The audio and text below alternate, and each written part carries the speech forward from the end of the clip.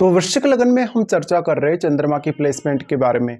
और इस वीडियो में विचार करेंगे जब भी आपके चार्ट में 12वें घर में अगर चंद्रमा स्थित होते हैं तो चंद्रमा यहाँ आपको किस प्रकार का प्रभाव दे सकते हैं। देखिए 12वां घर जो कि जहाँ तुला राशि है और वो शुक्र का घर है, ऐसे में चंद्रमा जब नवम भाव के स्वामी होकर 12वें भाव में जा रहे हैं तो ऐसा चंद्रमा आपको काफी अच्छा क्रिएटिविटी देगा और इमेजिनेशन बहुत अच्छी देगा।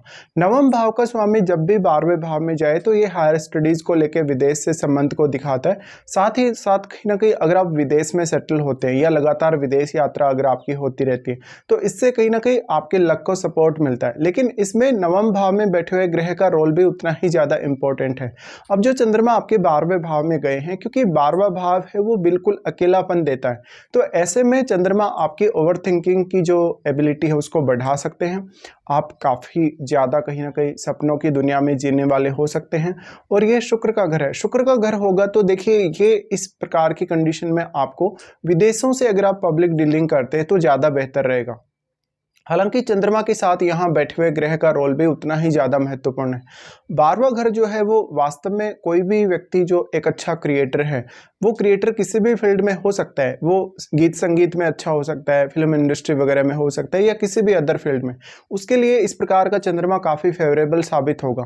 चंद्रमा यहाँ आपको काफी हाई इमेजिनेशन देंगे, इससे आप लिखने में बहुत अच्छे हो सकते हैं। किसी भी पर्टिकुलर विषय पर आप अपने विचार व्यक्त करने में अच्छे हो सकते हैं।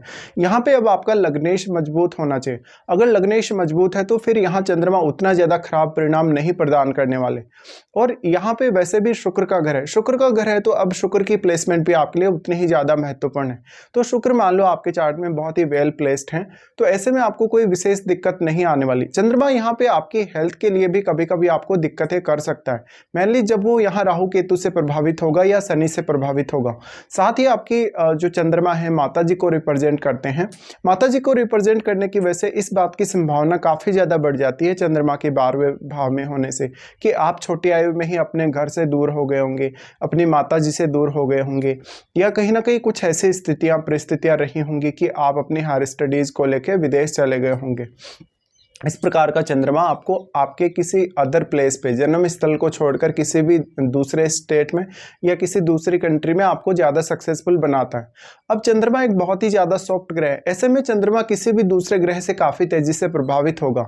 तो वास्तव में यहाँ कौन कौन से ग्रहों का प्रभाव पड़ रहा है चंद्रमा पर, ये आपको देख लेना चाहिए। वास्तव में वैसे तो हम किसी भी ग्रह के साथ जब दूसरे ग्रह की युति होती है तो उसका प्रभाव ही सबसे ज्यादा अच्छा मानते हैं या स्ट्रॉन्ग मानते हैं, लेकिन चंद्रमा के केस में ये बात भी लागू होगी कि चंद्रमा किसी भी ग्रह का अगर दृष्टि भी पड़ रहा है तो वो ग्रह भी यहाँ चंद्रमा को काफी ज्यादा प्रभावित कर पाएगा। अब चंद्रमा के साथ जो बैठे हुए ग्रह का रोल है वो सबसे ज्यादा इंपॉर्टेंट है आपके लिए, लेकिन क्योंकि चंद्रमा के साथ जो आपके चार्ट में 12वें घर में बैठा हुआ प्लेनेट है वो अपना कारकत्व आपके 12वें भाव में डिपॉजिट कर रहा है, वो अपनी एनर्जी भी आपके 12वें भाव में डिपॉजिट कर रहा है।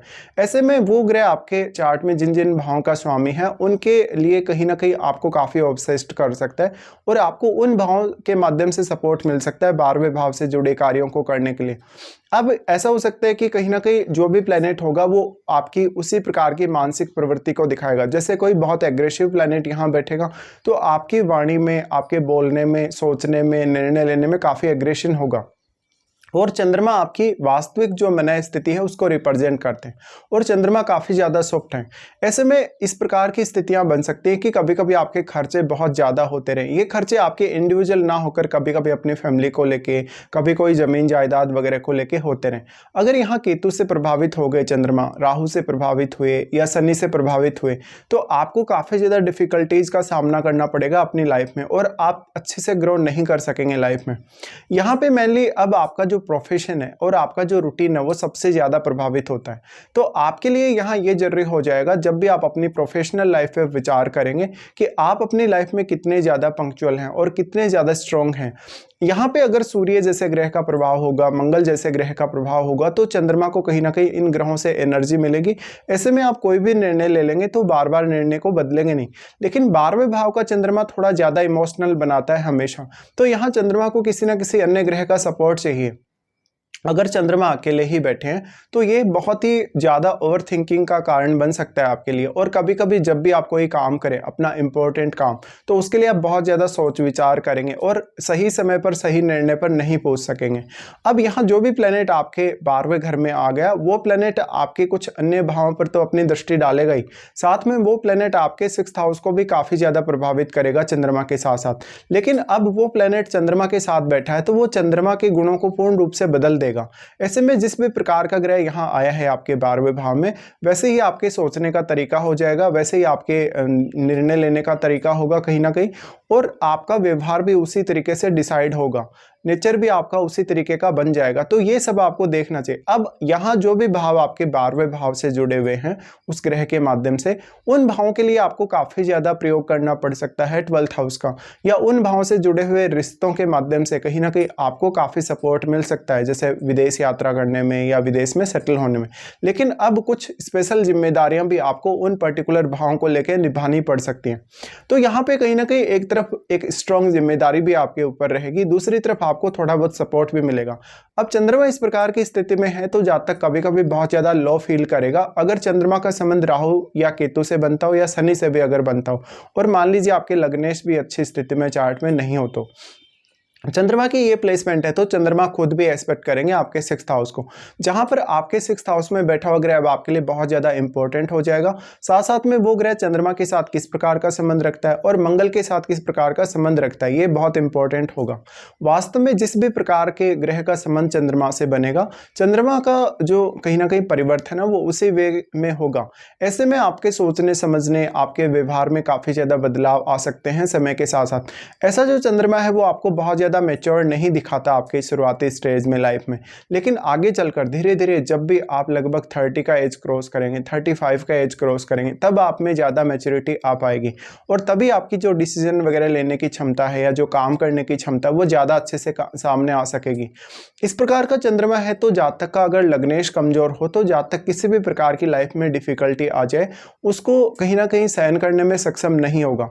इसके साथ ही आपके 6th हाउस में बैठा हुआ ग्रह भी डायरेक्टली चंद्रमा को प्रभावित करेगा और चंद्रमा के साथ बैठा हुआ ग्रह भी। साथ में जिन जिन ग्रहों का संबंध चंद्रमा से बन रहा है विशेष तौर पे दृष्टि संबंध के द्वारा, उनको आपको जरूर देखना होगा। इस प्रकार की स्थिति में आपको ये भी चेक करना होगा कि क्या नवम भाव में आपके चार्ट में कोई भी ग्रह स्थित है या नहीं। देखिए नवम भाव में जो बैठा हुआ ग्रह है वो अपना बहुत इंपॉर्टेंट रोल प्ले करेगा आपके भाग्य के लिए और आपके नवम भाव से जुड़ी हुई सभी प्रकार की क्रियाओं के लिए भी। तो ऐसे में आपको उस ग्रह को भी कभी भी इग्नोर नहीं करना चाहिए। साथ में अब आपको ये भी चेक करना होगा कि वास्तव में क्या आपको चंद्रमा की महादशा इस जीवन काल में है। अगर आपको चंद्रमा की महादशा है तो ये सारे के सारे रिजल्ट आपको काफी स्ट्रांगली देखने को मिलेंगे।